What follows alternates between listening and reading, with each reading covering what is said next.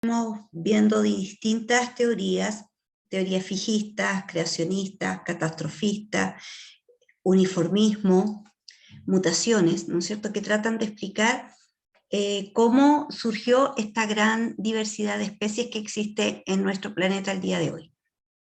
Hoy vamos a hablar de Charles Darwin y también vamos a hablar de la teoría sintética de la evolución, que es una de las teorías más modernas, en donde se basa preferentemente en la selección natural de Darwin y explicarlo con la parte genética, las mutaciones, que también fueron propuestas como teoría.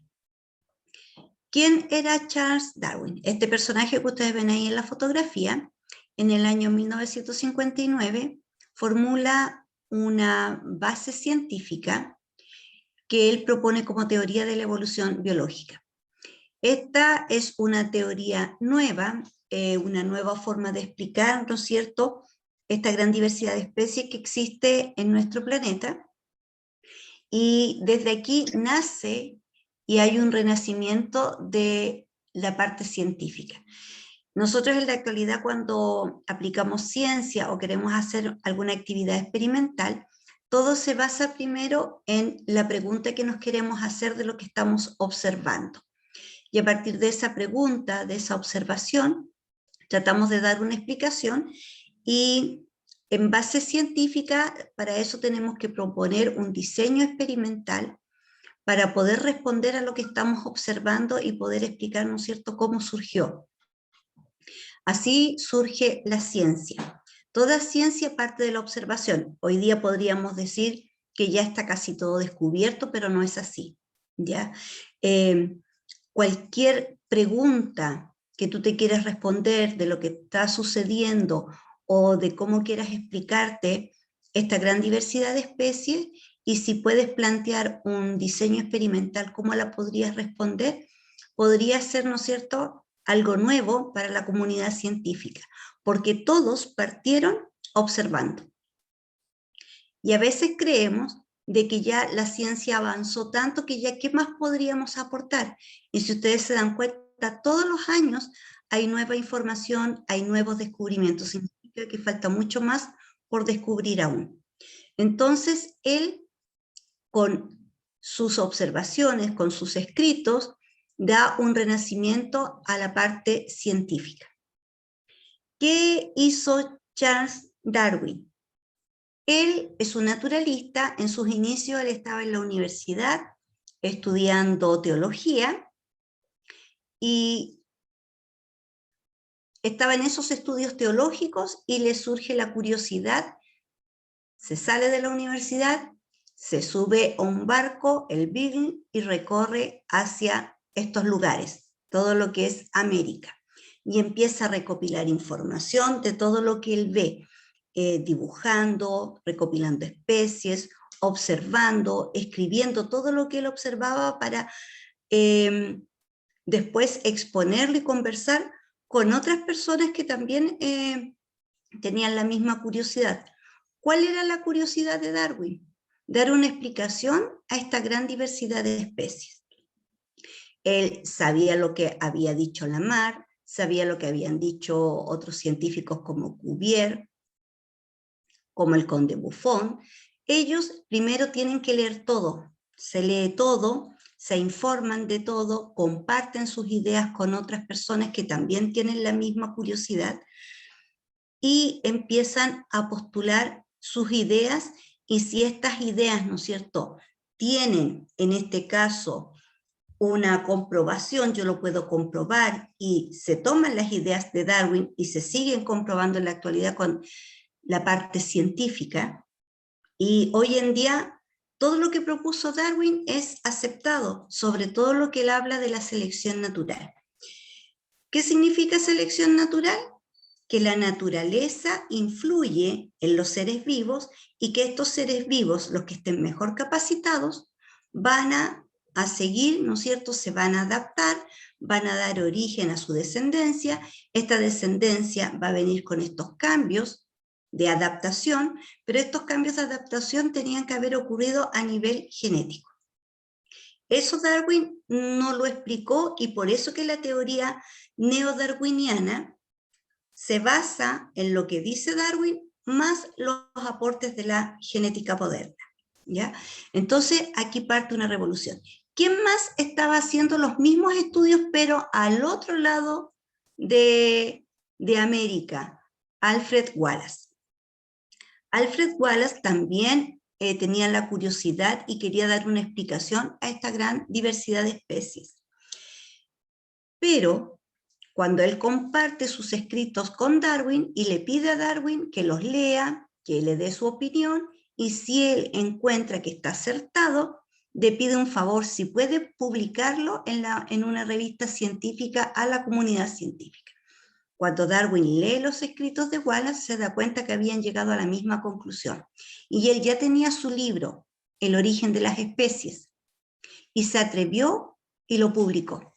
¿Por qué antes Darwin no se había atrevido a publicarlo? Porque la comunidad científica de ese entonces no lo apoyaba, lo rechazaba, y también la comunidad religiosa no estaba de acuerdo con Darwin. Pero cuando vio que Wallace estaba llegando a lo mismo, se atrevió y publicó su libro, que es El origen de las especies, y que ha sido muy leído, porque ahí se explica, ¿no es cierto?, el proceso evolutivo desde la mirada de Darwin.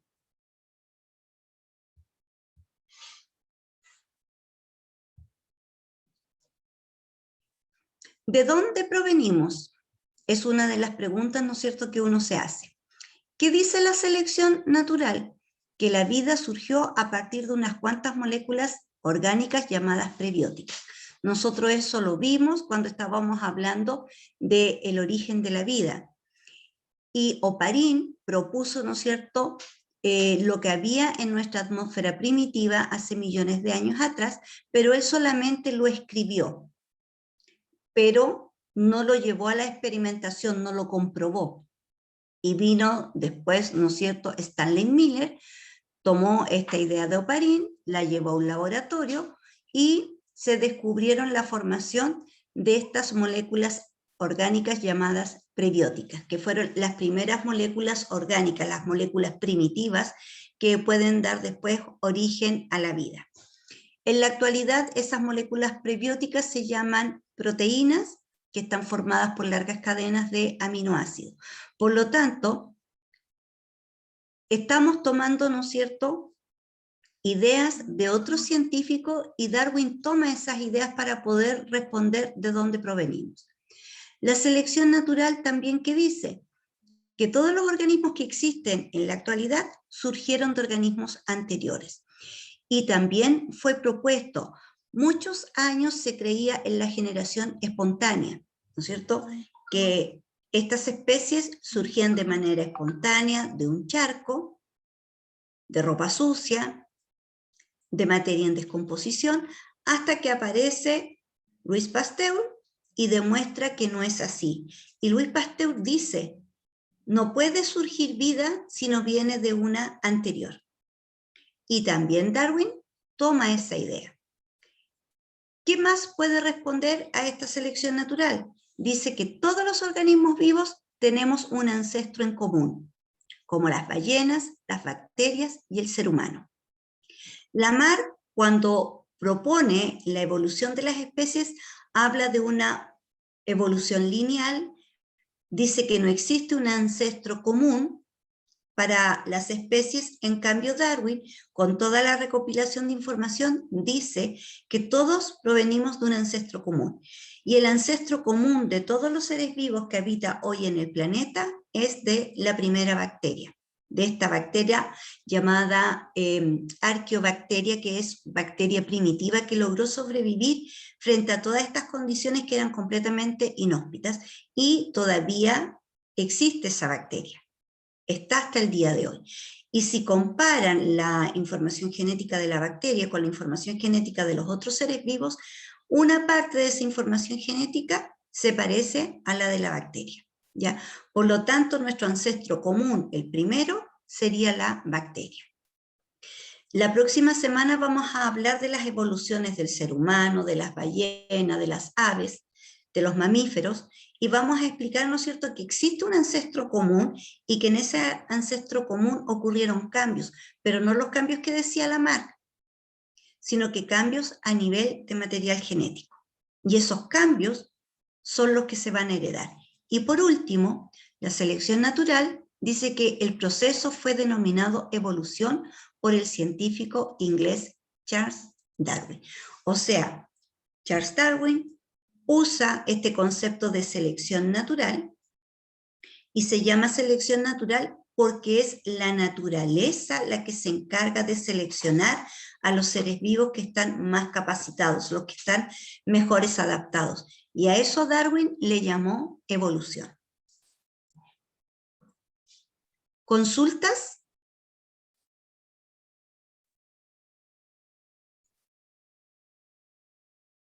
Pareciera que no. Acá tenemos por un lado a Charles Darwin, por otro lado a Alfred Russel Wallace, y ellos tratan de explicar, ¿no es cierto?, cómo sucede la evolución. ¿Qué es la evolución? Son cambios en la frecuencia de los genes de una población. ¿Por qué de una población? Porque si una especie tiene un cambio genético, esa especie genera descendencia. Esa descendencia transmite esa información a su propia descendencia y estamos formando una población.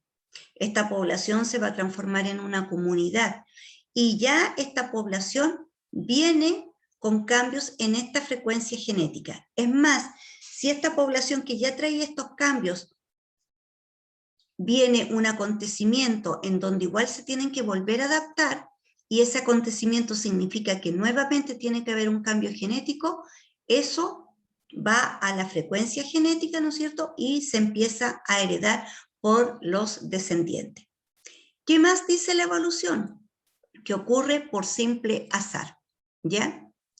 ¿Qué significa que ocurra por simple azar? Que este cambio a nivel genético pudo haberle ocurrido a cualquiera. En ese entonces existían las bacterias y una de las bacterias sufrió un cambio, porque si nosotros miramos hacia atrás, dice que había una bacteria que se originó, una bacteria primitiva. Esas bacterias se reprodujeron. Al reproducirse esas bacterias dieron más descendientes, pero una de ellas tuvo un cambio.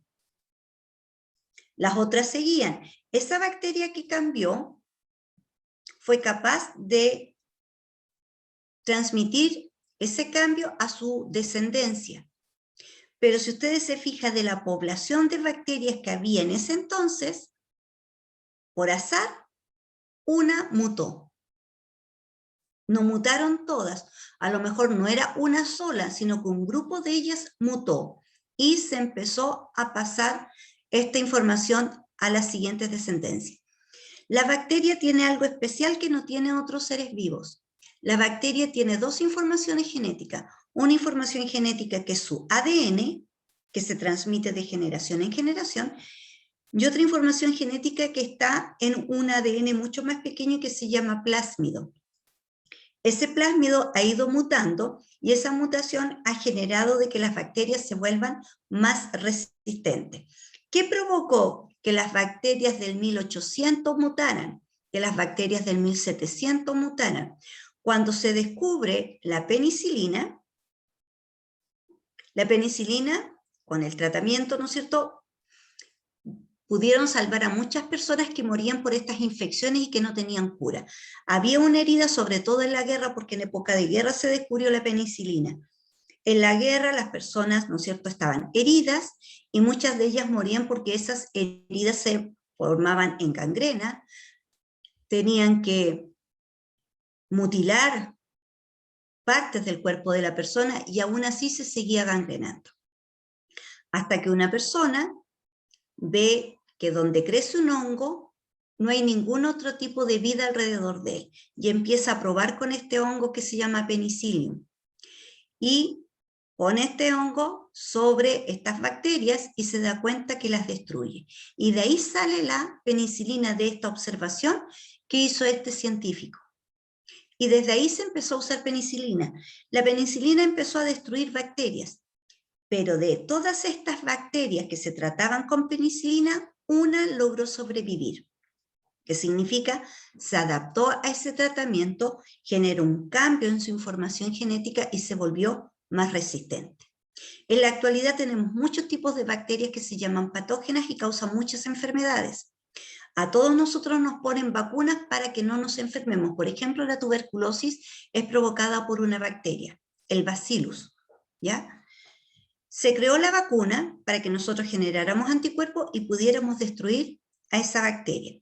Si tenemos algún tipo de infección, debíamos, ¿no es cierto?, tratarlo con antibióticos.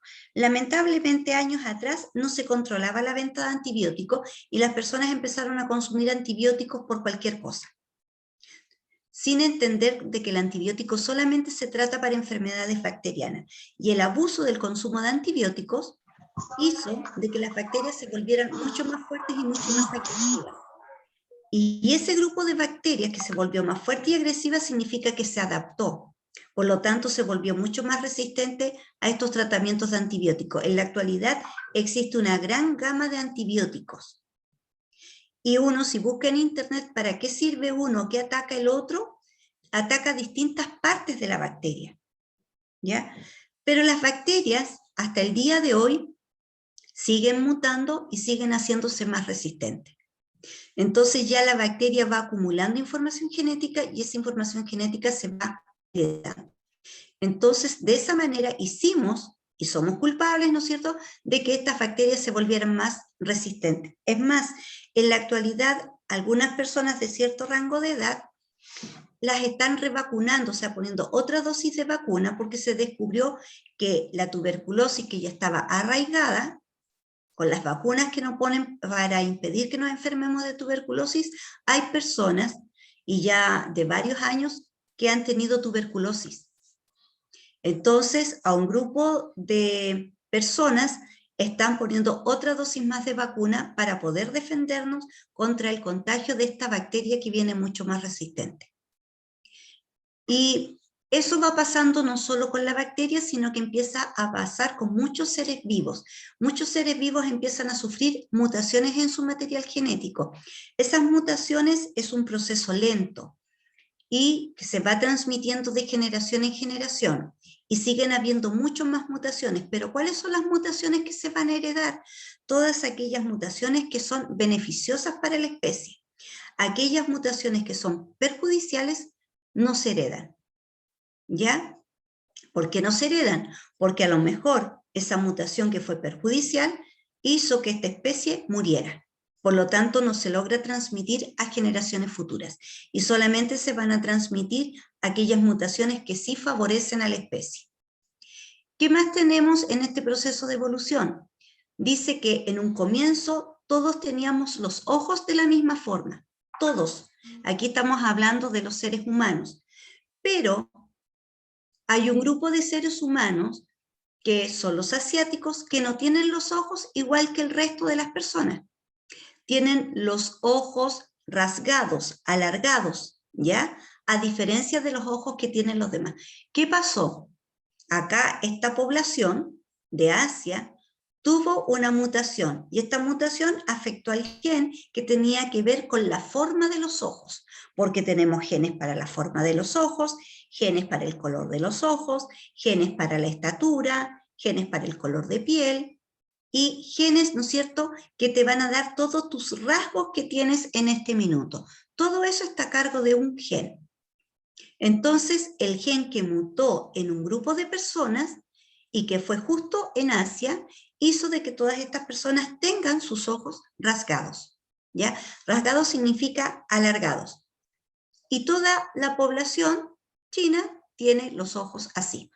Salvo que si un chino o una china de descendencia viaje para estos lares y se enamore, ¿no es cierto?, de otra persona que no sea de su raza, y ya van a haber cambios, porque va a haber una combinación genética, y en esta combinación genética se sabe que el gen que se pronuncia es el gen que se llama dominante. Por ejemplo, si la forma de los ojos que tenemos nosotros es dominante frente a los ojos rasgados, los hijos de esa pareja ya no van a tener los ojos tan rasgados, ¿ya? Y va a ir cambiando.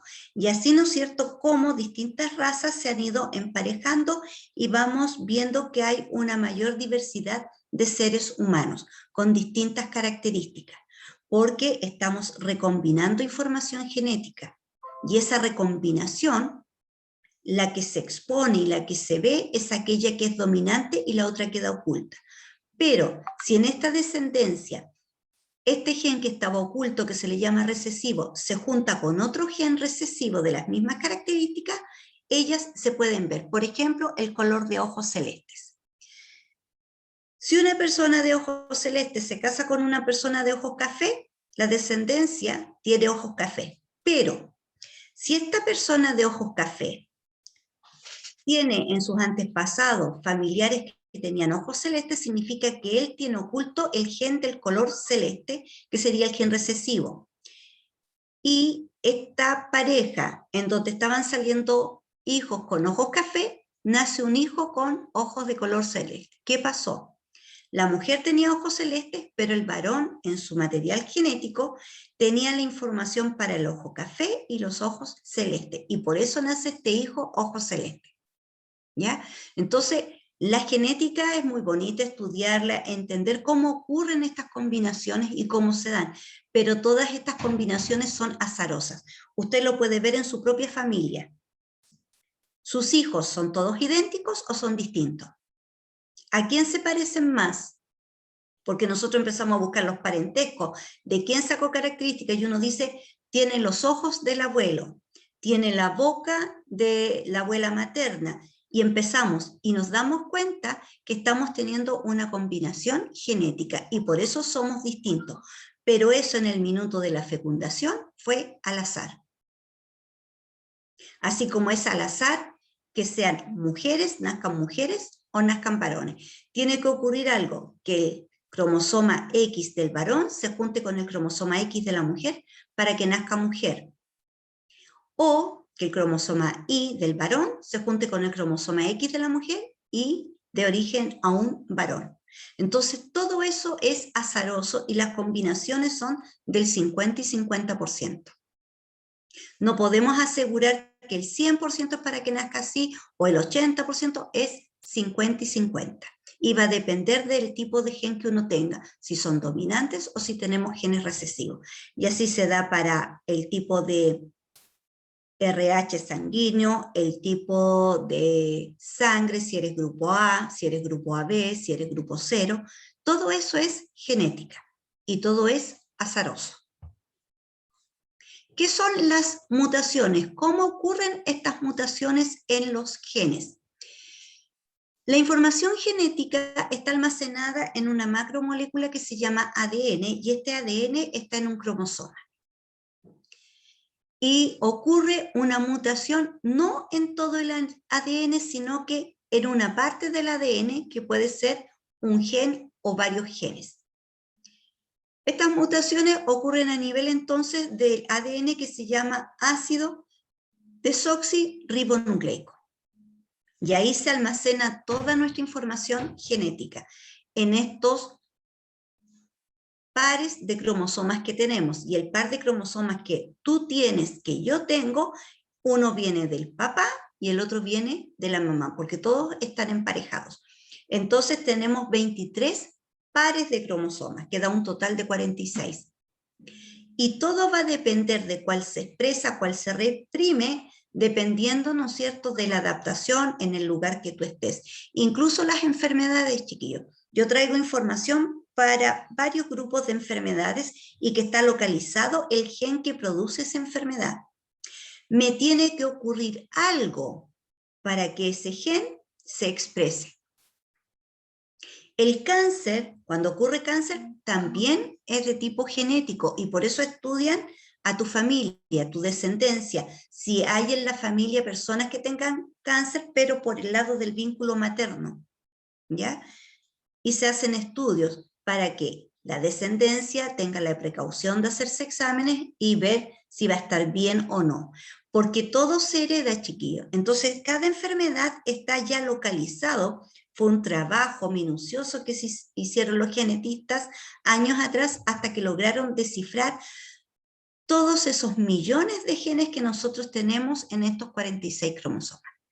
Por lo tanto, estas mutaciones pueden ocurrir en el color del pelo, en el color de los ojos, en el color de la piel.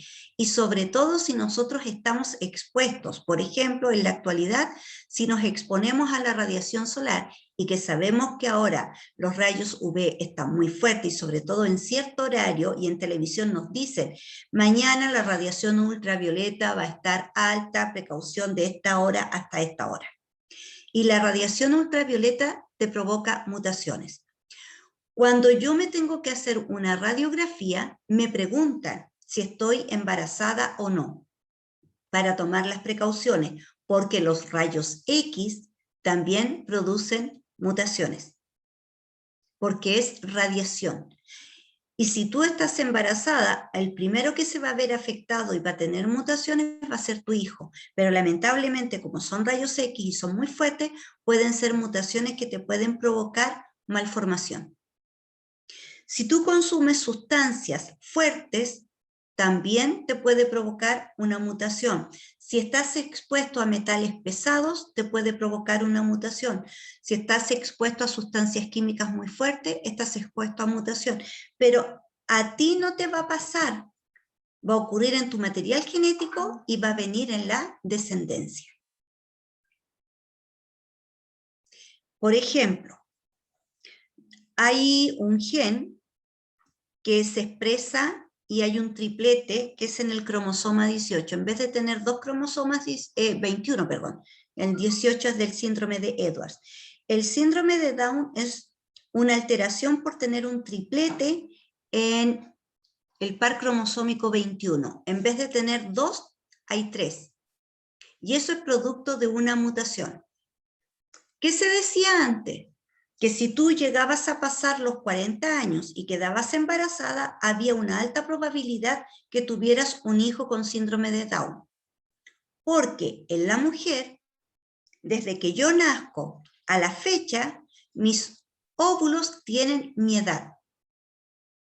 Si yo tengo, ahora ya no sirve, pero supongamos, tengo 53, mis óvulos tendrían 53 años.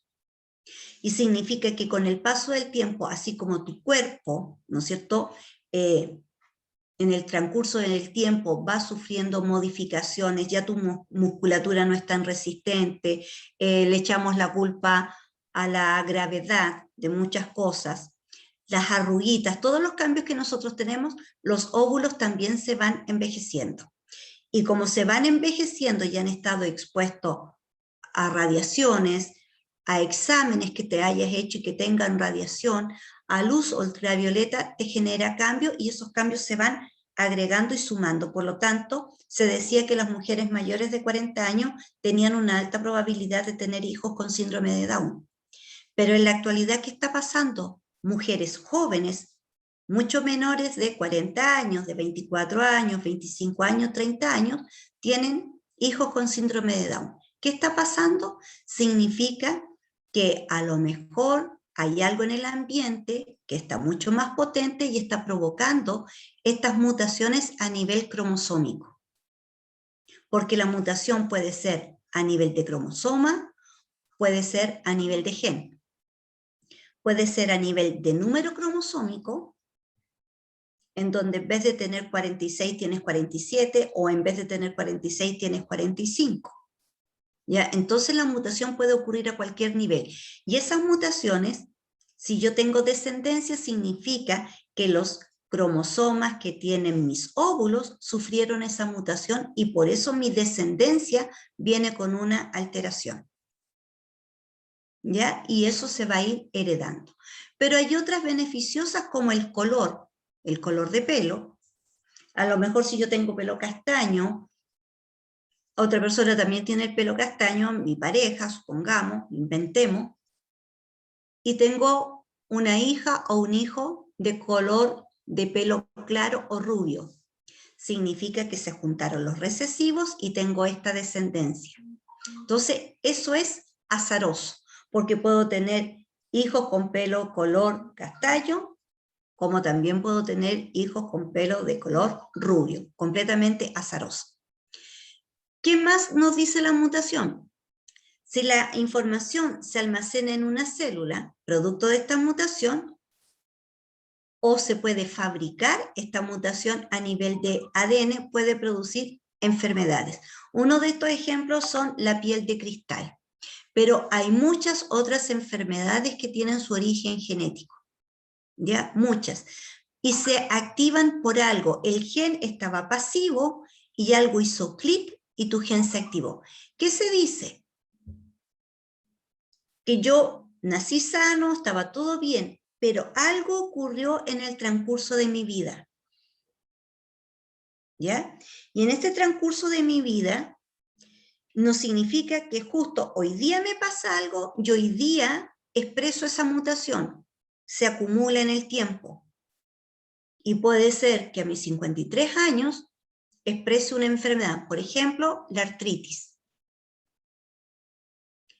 ¿Qué pasó? ¿Y qué dice? Esto es que se llama psicosomático. ¿Y por qué psicosomático? Porque dicen que tus células de tu cuerpo no reconocen ciertas cosas, te dejan de reconocer. Y tú generas enfermedades que se llaman autoinmunes. Y la artritis es autoinmune. Significa que tú te la provocas. Y uno dice, pero ¿cómo yo me voy a provocar la enfermedad? O sea, tendría que estar, pero, no sé, mal como para yo provocarme la enfermedad. Y uno podría decir, bueno, si me la provoco yo, ¿cómo lo puedo subsanar? ¿Cómo puedo hacer que esto pase? Pero resulta, chiquillos, que esto no es que haya ocurrido hoy día o ayer o hace un mes. A lo mejor en alguna parte de tu infancia te pasó algo muy fuerte, algo muy doloroso. Y eso te generó el clic. Y ese clic se vino a expresar años después. Y eso significa que ocurrió una alteración a nivel de tus cromosomas y tú estás el día de hoy teniendo esta recurrencia de esta enfermedad que se llama autoinmune. Y hay muchas enfermedades autoinmunes que tú decías, pero si yo era lo más sano, ¿qué me pasó? La pérdida de un ser querido, algún problema que hayas tenido, pero como te digo, no es hoy día, sino que eso se acumula y en algún momento se expresa. Eso se llaman mutaciones. Entonces las mutaciones pueden ocurrir en cualquier momento, pero no significa que justo ahora tiene que ocurrir. U otra persona puede decir de tu misma familia, bueno, yo pasé por el mismo problema que tú, pero yo no lo tengo. ¿Y por qué tú sí? Entonces todo va a depender del organismo cómo enfrente la situación.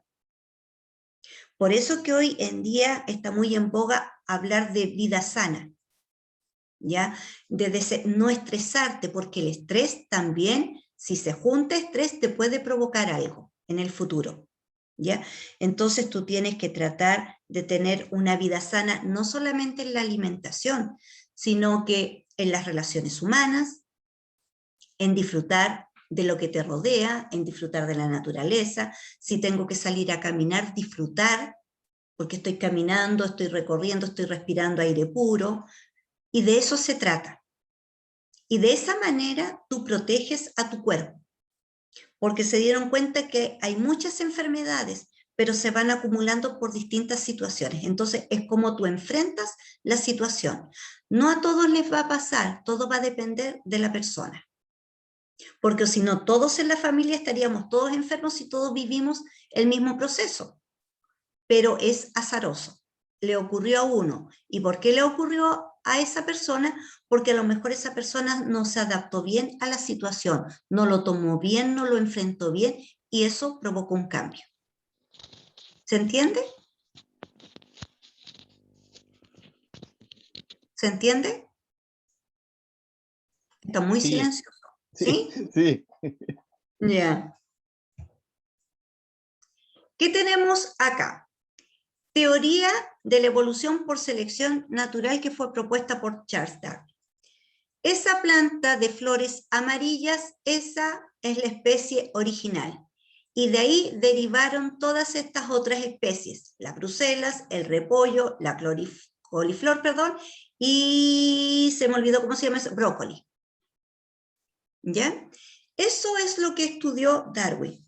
Si pusiéramos en la foto central un pájaro que lo descubrió en la isla Galápagos, que está frente al Ecuador, que es un pájaro pinzón, hay un ancestro que tiene una forma de pico y resulta que los archipiélagos alrededor, porque Galápagos es un archipiélago, alrededor, en cada archipiélago, encontró estos pájaros pinzones, pero supongamos que todos estaban en un solo archipiélago, se movieron a otro y se cambiaron a otro.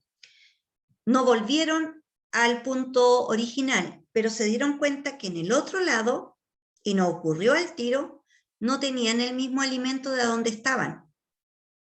Y tuvieron que adaptarse a los nuevos alimentos que se estaban dando en ese archipiélago. Y con los años fueron modificando la forma del pico. Y en total hay 13 tipos de pájaros pinzones.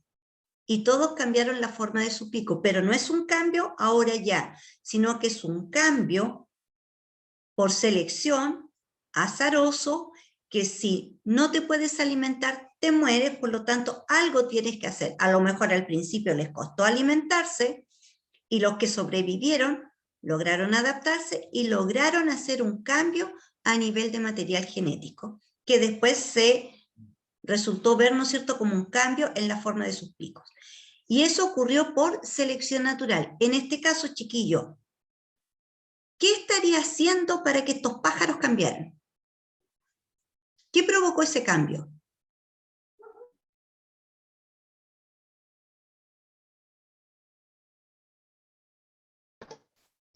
Sobrevivencia de haber sido. Es sobrevivencia, pero ¿estoy sobreviviendo a qué? ¿A qué me tuve que adaptar? Me imagino, clima, alimentación. Entonces, esos Son cambios, partes. chiquillos, son los que se van sumando. Y los cambios no es de un día para otro, sino que es gradual, ¿ya? Pero el cambio tiene que ocurrir a nivel de material genético y lo mismo le pasó a esta planta. En la actualidad, hacemos manipulación genética. ¿Qué significa? ¿Y cómo puedo hacer la manipulación genética en vegetales? En la flor, porque en la flor está el estambre y el pistilo. El estambre es el que me da el polen, que sería la parte masculina, y el pistilo tiene el ovocito. Tanto el polen como el ovocito tienen información genética, y las personas que modifican los alimentos, y nosotros estamos consumiendo alimentos transgénicos, viene de esta manipulación genética, pero eso también se hace de manera natural. Ahora el hombre lo hace para que sea más rápido y seleccione mejor porque quiere que el alimento tenga un mayor tamaño, mejor color, mejor sabor, entonces manipulo. Pero los insectos, las aves, también son agentes polinizantes y ellos están haciendo esta manipulación genética cuando llevan el polen de una flor a otra flor. Y están haciendo que ocurran estos cambios en el material genético, que ocurran cambios azarosos en el material genético, porque están combinando polen de una flor con otra flor. Y eso es lo que en la actualidad el hombre lo estudió, como lo hacían las aves, como lo hacían los insectos, y hoy en día el hombre es el que poliniza y regula y ve características que vayan mejor. No significa que tomo una planta junto con otra y digo, ya, aquí lo modifiqué. Es un estudio de años hasta que obtengo la planta que quiero, ¿no es cierto? Y esa ya la empiezo a cruzar con otra planta que ya llevaba tiempo de estudio y que me fueron saliendo mejores plantas. Y ahí hago recién, ¿no es cierto? Después de todos estos años de estudio, digo, esta es la especie a la que yo quería llegar y aquí viene el alimento transgénico. Hoy en día comemos muchos alimentos transgénicos. Hay personas que no están de acuerdo con los alimentos transgénicos, que hay que evitarlo y que hay que comer alimentos que no tengan tantos pesticidas, tantas sustancias químicas, porque esas sustancias químicas pueden dañar a tu cuerpo. Y es cierto, pero de tanto consumir algo con cambios puede provocarte en el futuro cambios. ¿Qué está pasando con las niñas? ¿Qué cambio ven ustedes y qué ha provocado ese cambio? ¿De qué se están alimentando o qué le estamos dando a nosotros los padres, a nuestros hijos, y que estamos viendo este cambio? ¿Qué será? Muchas hormonas, Muchas hormonas, perfecto, Beatriz. Estamos consumiendo alimentos con hormonas. Al consumir alimentos con hormonas, ¿y por qué tienen hormonas? Porque yo quería de que esta ave creciera rápido y fuera gordita, por lo tanto, metámosle hormona al ave, así rápidamente es grande, tiene más masa corporal y la vendo. ¿Ya? La dejo encerrada en un espacio pequeño para que ni siquiera gaste energía, no gaste ningún tipo de energía, cosa que se dedique a engordar. Y le estoy poniendo hormonas, y también existen hormonas vegetales. Nuestros hijos están comiendo alimentos con mucha hormona. ¿Qué cambio se ha provocado? Que los niños se están desarrollando mucho antes, producto del consumo de estas hormonas, sobre todo consumo de aves, ¿ya? Y eso te está provocando un cambio en las generaciones, en la humanidad. ¿Qué otra enfermedad está atacando a muchos niños? Y que también tiene que ver con la conducta, con el comportamiento, que es lo que haces. ¿El déficit atencional? Está el déficit atencional, sí, muchos de nuestros hijos, ¿no es cierto?, tienen, y ahora chiquillo, el que no lo tenga sería como anormal, porque todos los niños que nacen el día de hoy tienen déficit atencional, cualquier cosa se Con distrae. hiperactividad, agreguémosles ahí La hiperactividad. Entonces, ¿qué está pasando en nuestra población? ¿Qué está provocando eso? Si antes era en un curso, si es que había uno, y ahora no es así. Tiene que ver, ¿no es cierto?, con los alimentos que nosotros consumimos. Es más, a los chicos que son hiperactivos le tenemos que restringir los dulces, porque si come dulce es como una pila recargada. Entonces, no hay que dar dulce, pero también es malo, chiquillo, darle tanto medicamento para controlarlo. Eso no es bueno, el consumir tanta sustancia química, porque esta sustancia química llamada medicamento te está dañando el hígado. Y le estamos dañando el hígado a nuestros hijos, así que por favor, aunque los profesores, digamos, pucha, el curso que me tocó que son inquietos, yo a estas alturas de mi vida, chiquillo, casi no le quiero hacer muchas clases a los básicos, antes hacía desde quinto hacia arriba. Hablé con la directora, por favor, ya que sea séptimo, o alternado, un año séptimo, otro año octavo, pero por favor, ya a mis años, la paciencia no es como cuando yo era más joven, pero eso no tienen culpa los niños. O sea, yo admiro a las profesoras de básica, porque a estas alturas de mi vida yo no tengo mucha paciencia de estarle haciendo clase a un niño que anda gateando o jugando o corriendo, porque no pueden estar tanto rato tranquilos. Entonces, ¿quiénes somos los que tenemos que cambiar nuestra forma de enseñar? Los profesores, y no los niños se tienen que adaptar al profesor. No queremos niños muebles, por lo tanto no es el niño el que se tiene que adaptar al profesor, Profesora, es el profesor el que tiene que hacer el cambio. Dime. mire, una consulta. Nosotros sabemos, bueno, estos cambios ya vienen hace rato, Uh-huh. pero sabemos que no son buenos para la salud. Pero ¿por qué siguen estas cosas? ¿Por qué siguen? ¿Sí? Yo entiendo, o sea, es parte de la economía, los empresarios, porque si yo produzco, no sé, tomate, si yo logro tener un tomate grande en corto plazo, en la realidad son lucas, ¿no es cierto? Uh-huh. Pero los gobiernos no ponen un paralelo, porque ese tomate se va a hacer muy lindo, pero ¿cómo yo llego a conseguir ese tomate así? En forma artificial, no un Uh-huh. tomate 100% natural. No No. es bueno, ¿no es cierto? Pero nadie dice, no, pues esto no se hace, o no se hace más. Bueno, no está regulado porque es la economía de un país. Nuestro país es productor agrícola y exporta mucho, y en realidad lo que nosotros comemos es lo que quedó. No comemos lo mejor de la producción.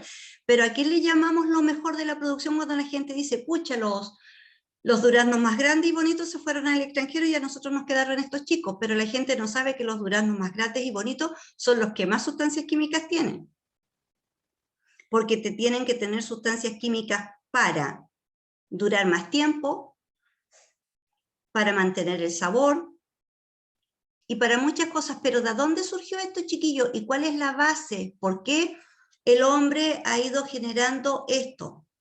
Porque Ustedes saben que parte de la humanidad sufre hambruna. Entonces, estos cambios genéticos de ingeniería genética era para alimentar y que todos los seres humanos del planeta tengan alimentos. Pero resulta que esa era la idea bonita. Pero resulta que los gobiernos se dieron cuenta que eso genera, ¿no es cierto?, una buena economía para el país, lo que ahora usan como concepto recursos sustentables, que significa que yo los uso y van a dar sustentabilidad económica a un país.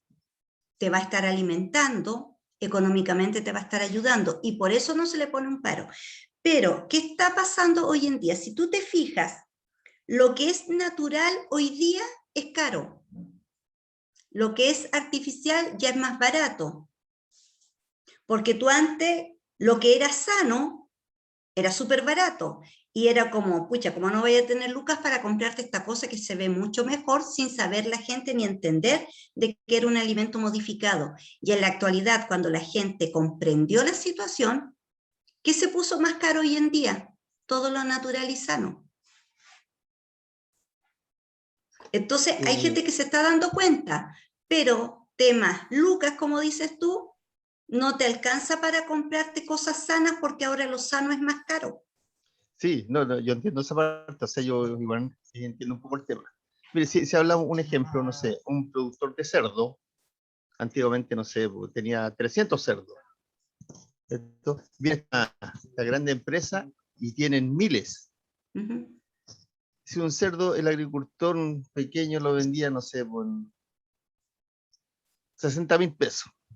Estas empresas gigantes lo venden en 30 y logran que el productor chico desaparezca. Pero una vez que desaparece, ya no vale 30 y no vale 60, vale 80. Claro, Sí, porque no hay competencia. Claro, o sea, ellos manejan el mercado. Ustedes saben, una ave se demora ¿cuánto? 45 días en estar lista para faenarse. Sí. Estamos hablando de 45 días, nada. Usted la cría en su casa y la tiene un año. Esto se maneja así, o sea, pero nadie... Lamentablemente se maneja así ya claro, a nivel mundial, ¿eh? O sea, no sí, es que solamente en nuestro país. No. Entonces, No. ¿cuál es Esto a la nivel cultura mundial. que se quiere entregar hoy en día? Que la gente tiene que entender que tú puedes, y así como se hacía antiguamente, si tú tienes un patio, ¿por qué no volver a cultivar tus propias verduras, aunque sea en un espacio pequeño, o te enseñan por internet, mira, en esta botella puedes cultivar, si vives en un departamento, igual puedes cultivar, pero estas son las nuevas formas de hacerlo. Entonces, le están enseñando a la humanidad que existen nuevas técnicas y tratar de volver a lo antiguo, de tener nuestras propias huertas.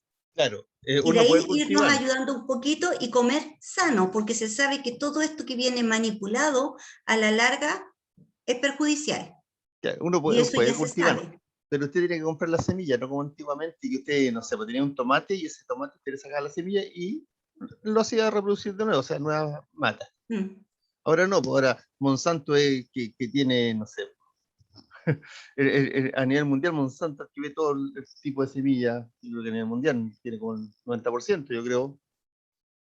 Que serían, lo que pasa es que las semillas que tú compras son semillas transgénicas, pero tú puedes hacer la prueba. Por ejemplo, yo el año pasado me compré una planta, y a todos les cuento porque estoy emocionada con mis tomates cherry. El año pasado compré la planta y fue una planta chiquitita, me dio pocos cherry. La cuidé, algunos cherry, los más maduros los dejé y cayeron ahí mismo donde se había cultivado este cherry. Y este año empecé a producir compost, todo lo orgánico con mis lindas lombrices, tengo tierra orgánica, arreglé la tierra, ahí mismo se produjo, oye, tuve una planta cherry que no se convencía, me decía, pero ¿cómo? Llegaba más arriba del techo, llegaba al techo de mi vecina y daba, y hasta hoy día todavía tengo cherry. Entonces tú puedes producir, si te compras una frutilla y a la frutilla le sacas la semilla o la pelaste y dejas la cáscara ahí para que se produzca, tú tienes, yo ahora también tengo frutillas y frutillas grandes, pero te tienes que dar ese trabajo de cuidar y cultivar, y como a mí me gusta, entonces lo estoy haciendo. Y vino un amigo de mi hijo que es agrónomo, y obviamente a él yo le pregunto y le digo, esto, otro que tengo que hacer, me da los tips para que sea mejor, cómo lo tengo que cuidar, pero no uso sustancias químicas, solamente tierra orgánica. Y me da igual de buen tamaño, pero si tú compras un morrón y el morrón te valía 1.000 pesos, mientras más grande, y resulta que ese morrón es pura sustancia química. Y también tengo plantas de morrón y me han salido más plantas de morrón, porque me preocupo de sacar la semilla, guardar la semilla, que hiberne la semilla para que junte harta energía para cuando la plante en primavera, crezca pero súper bien, sobre todo si tengo la tierra bien nutrida. Pero esa es reeducar a las generaciones de ahora, porque antiguamente se hacía, pero se dejó de hacer por la comodidad porque lo tienes todo en un supermercado y no tienes que ensuciarte las manos ni te tienes que dar tanto trabajo. Entonces hay que volver a reeducar a las personas y hacer lo suyo y en las cosas que tú puedas. O sea, nadie te dice que vayas a convertir en un gran empresario, sino que algo sustentable para tu casa. Y eso es el reeducar. ¿Ya? Y eso es lo que hay que hacer en la actualidad, reeducar. Porque si tú le dices a la persona, oye, hoy día vamos a hablar de cómo vamos a cuidar nuestros ecosistemas, no contaminen, los chiquillos de hoy día están cansados de escuchar, oye, no contamines, oye, no botes basura. Es como cuando tú repites algo mucho, aburre. Pero ¿qué tienes que decirle ahora? ¿Por qué no podemos ser capaces de volver a cultivar y encantar al niño con eso de nuevo? Para que estas nuevas generaciones sean esas generaciones que van a querer tener en su casa por lo menos una huerta. Va a ser una generación que va a reutilizar, va a reciclar, porque tú le tienes que enseñar, mira, esa botella plástica, es cierto que existe un lugar donde las puedes ir a dejar, oye, pero te puede servir, incluso si quieres regalar, plantemos aquí perejil y después cuando estén bonitos los regalamos. Se lo regalamos a mi mamá, a la abuela, al tío, y este es un regalo bonito. Y tú estás reutilizando todo lo que es desperdicio orgánico, pero vegetal, no animal. Oye, hagamos un hoyo en una parte de la casa, vamos echando ahí y que se vaya recuperando y tenemos tierra buena, negrita, nutritiva. ¿Y qué estamos haciendo? Estamos botando menos basura. Entonces hay que encantar al chiquillo con esto de nuevo, cosa de que ellos vean que es bonito cuidar una planta, que es bonito verla crecer, que rico ir a sacar al patio si quieres comerte una ensalada de cherry o si te quieres comer una lechuga que tú plantaste. Y ustedes saben que si la lechuga yo no le saco el tronco y lo dejo entredado, vuelve otra vez a salir, vuelve a salir, pero siempre y cuando yo tenga una tierra bien nutrida. Entonces, eso es lo que hay que hacer ahora. Es cierto, han habido muchos cambios en el área científica para favorecer a la humanidad, pero muchos cambios genéticos, mucha manipulación genética, tampoco está favoreciendo mucho porque ahora estamos viendo la cantidad de enfermedades que hay y niños diabéticos, niños con obesidad, y lo estamos viendo ahora. Entonces, ¿cómo nos podemos cuidar? Y eso es el reeducar y lo que llamaría Darwin selección natural. La naturaleza te va a decir, ¿no es cierto?, que puedes cuidar. No significa naturaleza que es el medio ambiente el que te dice, la naturaleza es en el entorno en que tú estás y dices, desde hoy día vamos a comer sano. Y el que no come sano va a tener más enfermedades asociadas a una obesidad. Y eso es lo que tenemos que inculcar ahora. Y eso se llama selección natural. Si nosotros no cambiamos, desaparecemos por distintas enfermedades y que cada vez está dando a gente más joven. Hipertensión, estrés, por la vida agitada que llevamos. Entonces, vamos, bajemos los niveles. Eso para Darwin es selección natural. Si tú el día de hoy dices, desde hoy voy a generar un cambio en la forma de vida que llevo, eso significa que hay una selección natural favorable para ti y para tu familia, porque se van a empezar a cuidar. Oye, trabajo toda la semana, ¿te parece que el fin de semana vayamos a caminar al cerro? Y si después se te hace un hábito, y tú las veces que vayas a caminar al cerro vas a descubrir distintas cosas en la naturaleza y te vas a admirar de lo que hay. Y esos son los tiempos que nosotros no estamos dejando. Entonces, igual sigue siendo selección natural. Pero tú estás diciendo, desde ahora en adelante tengo que provocar ese cambio. Si no lo hago, me voy a enfermar de algo. El estrés va asociado con otras enfermedades. Si yo no bajo las revoluciones, me enfermo. Y si yo sigo así a ese ritmo, la selección natural de cómo yo estoy llevando mi vida va a ser que al final de cuentas a lo mejor muera más joven. Hay personas que están esperando la jubilación para descansar, para disfrutar con la familia, jubilan, pasan meses, un año y mueren. Porque estuviste toda la vida viviendo un estrés increíble y ese estrés hizo que tu cuerpo se dañara. Entonces, lo que nosotros hagamos es nuestra naturaleza, nuestro entorno, y somos nosotros los que tenemos que hacer ese cambio. Eso también se llama selección natural. Si tú sigues como estás, desapareces, porque no bajaste las revoluciones. Y eso vio Darwin. ¿Y qué hacen las especies que no tienen tanto que procesar? La especie ve la naturaleza y se da cuenta de lo que tiene que hacer. Los animales saben cuál es el depredador y saben cómo se tienen que cuidar para subsistir. Pero nosotros los seres humanos que tenemos más capacidad de conocimiento, entre comillas, que podemos entender mejor las cosas, resulta que somos los que menos nos cuidamos. En cambio tú ves la naturaleza y vos ves cómo sola la naturaleza se renueva. Y a veces sin hasta que alguien la esté cuidando. Y eso se llama subsistencia. Los vegetales, para poder sobrevivir temporadas de invierno y de otoño, ¿qué hacen? Botan las hojas para no gastar tanta energía y es como una hibernación que hace un animal, pero lo hace el vegetal y dice, ya, botemos las hojitas porque las hojas van a gastar energía y yo me quiero mantener hasta la próxima primavera. Y esas son adaptaciones que han tenido los vegetales. Nosotros como seres humanos que tenemos esta capacidad de comprensión, podemos hacer lo mismo que la naturaleza y podemos provocar el cambio. Si tú ves la gran variedad de seres vivos que existen en la actualidad, es porque ellos se adaptaron a las nuevas condiciones y los mejores adaptados sobrevivieron.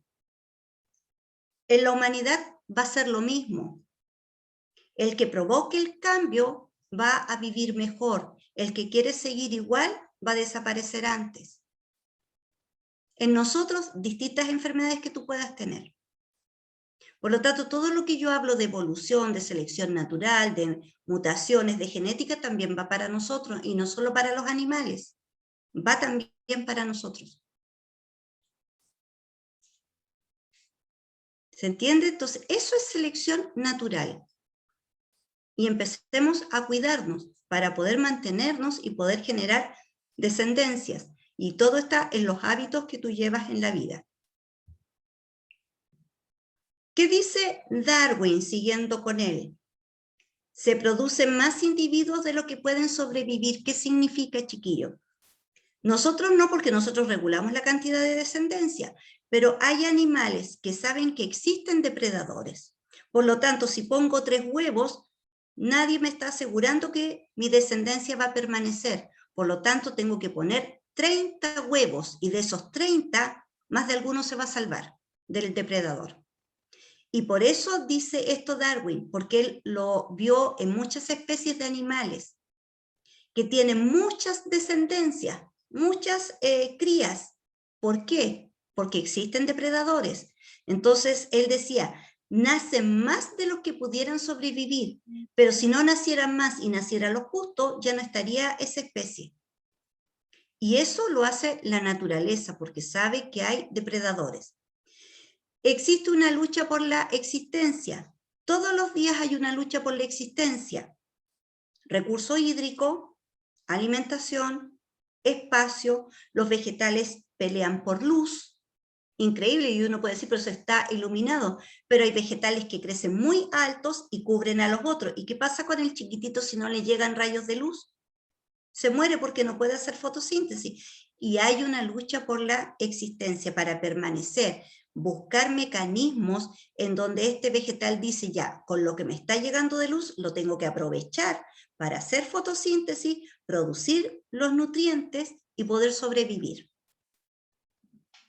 Eso es lucha por la existencia y ocurre en vegetales, y ocurre en animales, y ocurre en los seres humanos.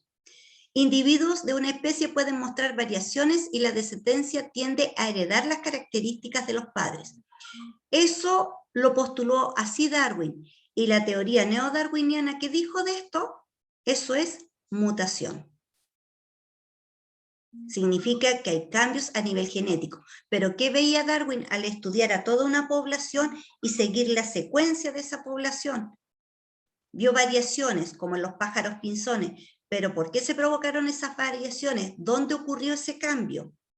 Pero sí notó que las generaciones futuras lo estaban transmitiendo esa característica de uno a otro, o sea, se estaba heredando esa característica. Y eso se da en todas las especies. Y Darwin explica de otra manera distinta a Lamarck el tema de las jirafas. Disculpe que la interrumpa, porque estamos en la hora y no sé si le queda mucho, o porque hoy día tiene que dar la pregunta esencial. Ah, la pregunta esencial. Déjame explicar las jirafas, porque la pregunta esencial tiene que ver con jirafas. Ya. Ya.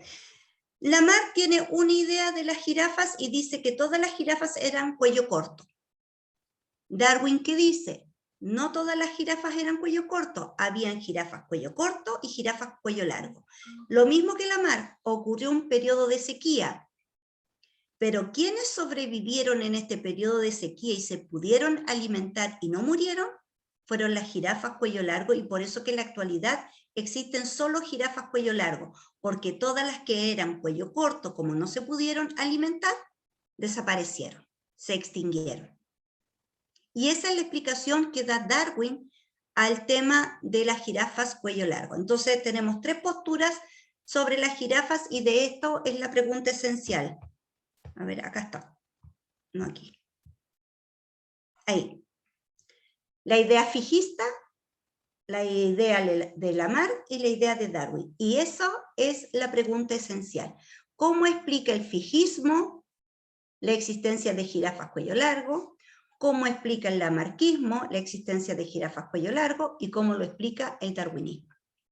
Y esa pregunta esencial está hecha en un formulario, en donde yo te doy las opciones para que tú escojas cuál responde a cada una de las teorías. Consulta. Tú activas